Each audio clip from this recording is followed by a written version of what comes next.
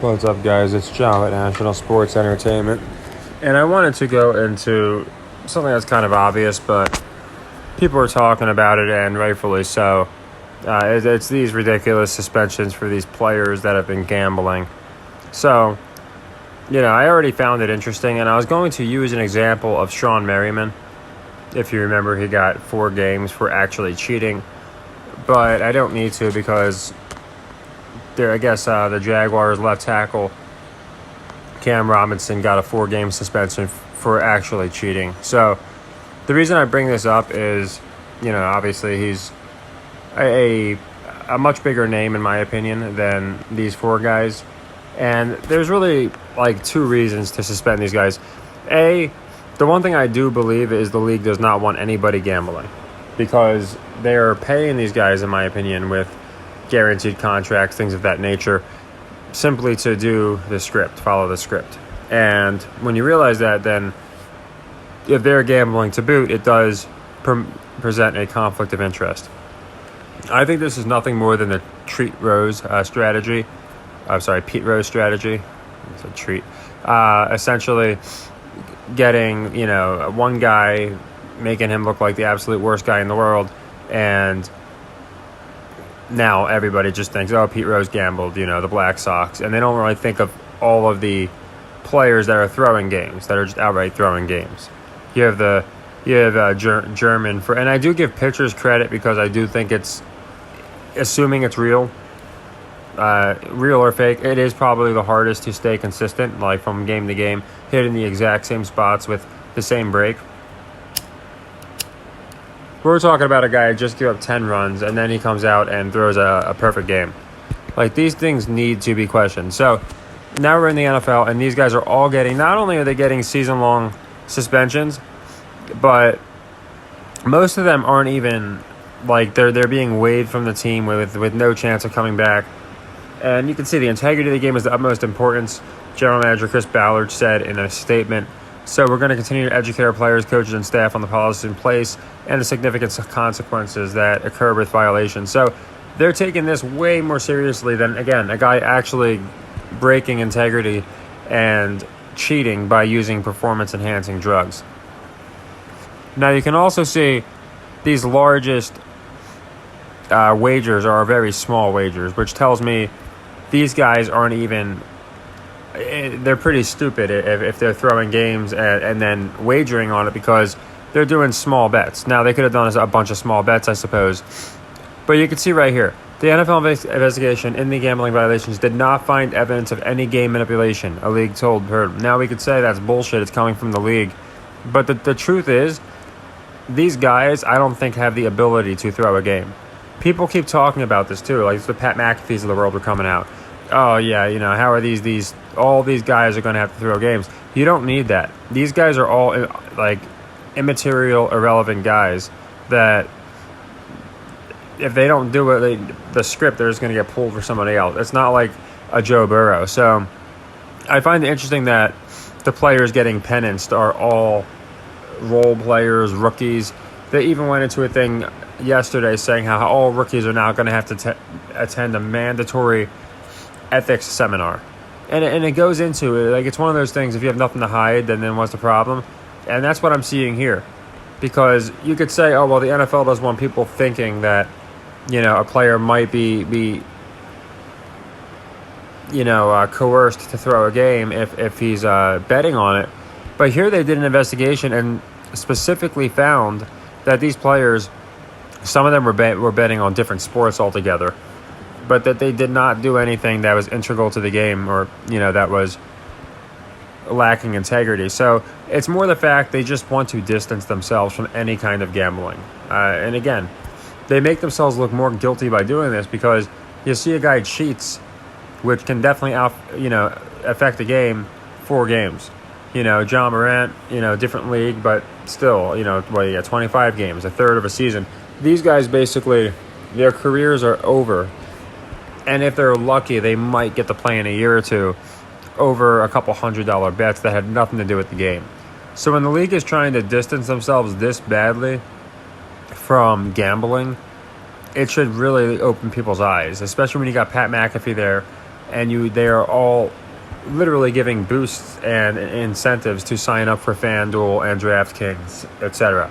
So to me, this is just a way. I think it's a very tone-deaf way of an unaware way. It's just lacking all social awareness of trying to get people seeing, oh, they're taking gambling seriously. But we understand, at least most of us, that Isaiah Rodgers aren't the guys affecting these games. It's your Aaron Rodgers, it's your Russell Wilsons, it's your Hurts, your top stars, your Justin Jeffersons. And you're not going to see them on this list, but I do think that they get a lot of money to throw games. So I find everything very interesting. So we do see that it looks like, and it doesn't really specify, but I find it interesting that a Colts running back wagered 1,000 on an over-under. It doesn't say which he... I would imagine if he bet the under, then a violation would have been found, and there wasn't. So you could say they're just protecting this guy, but it seems more like they don't want these guys gambling. So more often than not, or more likely than not, this guy probably just bet on himself like Pete Rose did, that he would go over, and he did go over. So again, I find the whole thing ridiculous when they're really, really just killing these players, but they're doing nothing about guys who are actually cheating, or to address the rumors that so many people believe the league is rigged.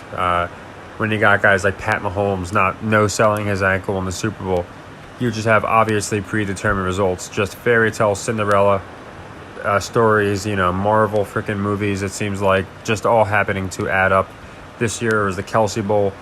So I think they're basically letting us know it's going to be a ridiculous year, and this is their way of saying, but there's no suspicion, because we're going to make sure that the players don't gamble.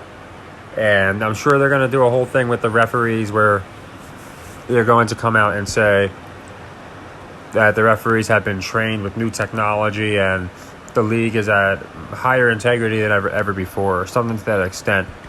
So I got nothing crazy, but I know some people probably wanted my take on it.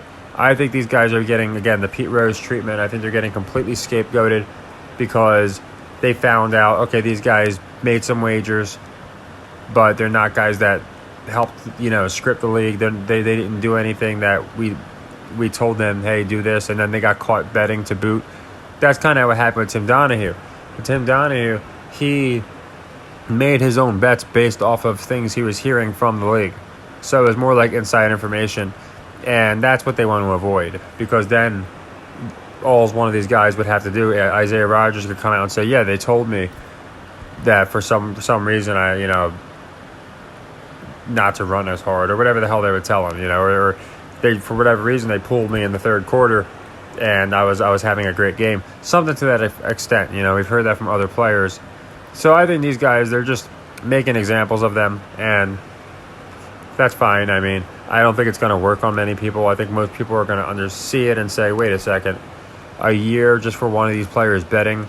Meanwhile, they're endorsed and they are sponsoring, or they're sponsored by, and they're also sponsoring one of, I guess, the top 2 sports betting platforms in America. So it just doesn't add up. I think we're going to see some maniacal things this year, as far as comebacks, as far as you couldn't have written better than that type stories. We'll probably hear the announcer say that a few times. But you could tell they know it's a problem. Pat McAfee came out and said, NFL, you got a problem on your hands. You got to fix it. Within 3 months, he's on their payroll. And now we have this story, which, of course, they're going to go so hard on these players. Oh, why would you gamble on games? You're throwing away your future. And they're going to deflect from the fact that if it was a fair league with integrity, this is nowhere near as bad as what Cam did, in my opinion. Cheating, where these guys they found out they didn't cheat. So, again, I think this is more proof for the people that saying everybody needs to be in on it. No, they don't. These guys that decided just to do a couple rogue bets and they didn't even go out of their way, look how hard they got hammered. So I do think you have NDAs. I do think you have certain players who are definitely in on it, in on the script, I mean. And those players are going to be protected. And these guys on this list, and hundreds more, they're completely replaceable. And even top players are replaceable. They can make anybody look amazing. I mean, it just look Brock Purdy, almost led his team to a Super Bowl. So the whole thing, in my opinion, is just, again, it's whatever you want to call it, a hoax, not a hoax, but like more like just an attempt to make these guys look like they're the only guys doing this, when I can guarantee you they are not outliers. And this whole thing is, in my opinion, just a way to get some PR, get people off of the idea that games might be rigged. While I'm here, might as well. You'll probably catch it live because it's going to be coming out soon. But I like the Phillies to win again. They're really bad against the spread. I don't like doing a video, and if I can't, if I can, then I like to at least get a pick in. So I like Philly to win this game. Like I said, even if it's like at 8:45, 9 o'clock, I would imagine the game's not going to be too far out of distance. Even if Phillies are down, you'll get better odds. I like Philly to win today. The reason being they're horrible against the spread, and I think they want to get them into the playoff action, and it's pretty stacked in the NL right now. So I think the Phillies are going to win. So nothing crazy. That I only posted like 4 plays on my membership service today, and this was one of them. I was going to go into all 4, but I didn't realize I forgot some of the games were earlier today. But yeah, mostly just good metric dogs. Kansas City, my favorite one, because they were like 33% against the spread coming into this game. And if you look, I've gone into this multiple times before. If you look like the last 20, 30 years, go as far back as you want, you're not going to see a team finish 30% against the spread. It just doesn't happen. Phillies are just in the 40s right now. I think they might be 39%. It also means I think more people are more inclined to take a team or fade a team that is terrible against the spread. So I love Phillies.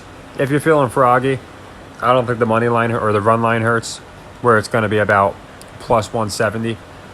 But yeah, I figured I'd get that in there. I like the Phillies for anyone that just wanted a baseball pick.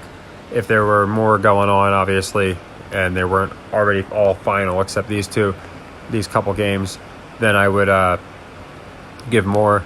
I do like the Mets a little bit too. So if you, it's not one I love, but if I had a pick of these games, I like the Mets too. They're another one that's terrible against the spread. They're like 35% or something against the spread. So you might get good odds here on the Mets if maybe the Brewers are up 1-2-0. I think the Mets might come back. So Mets and Phillies I like, just to hit sports while I can. I will be going into more basketball. I'll try and get into more baseball. But I thought this is something people have been asking me to cover. And I did think it was a little ridiculous, this whole suspend these guys for the entire year thing. And again, we have examples of other guys that for the entire year, they, get 25% of the year here, Robinson, for actually cheating. So we'll see what happens. Funny Messi talks about not treating the MLS as holidays.